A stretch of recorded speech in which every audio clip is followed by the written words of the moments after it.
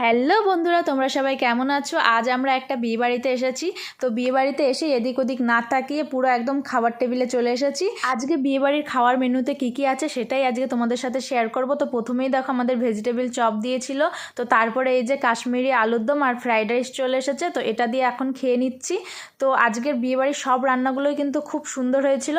তো তারপরে দেখো সাদা ভাত আর হচ্ছে এই যে ডাল দিয়ে দিয়েছে। তো সেটাই আমি লেবু দিয়ে খেয়ে নিচ্ছি। তো ডাল দিয়ে খেতে না খেতে এই দেখো পটল আলুর তরকারি চলে এসেছে, তার ভিতর কিন্তু পনিরও দেওয়া ছিল। তো আমার এক পিস পনির পড়েছিল, তো সেটা আমি প্রথমে খেয়ে এখন পটল আর আলুটা খাচ্ছি। তারপরেই দেখো মাংস চলে এসেছে আর আমি অল্প করে ভাত নিয়ে নিলাম, কারণ মাংস দিয়ে খাবো বলে।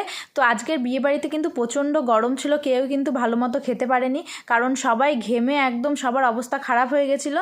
তো এইদিকে আমি মাংস দিয়ে খাচ্ছি আর এদিকে দেখো সবাইকে একটু দেখিয়ে দিলাম। ওই দেখো ওইদিকে বাবা আর ঠাকুমা বসেছে। তো তারপরেই দেখো এই যে চাটনি চলে এসেছে আর পাঁপড়ও দিয়ে দিয়েছে, আর সাথে কিন্তু মিষ্টিও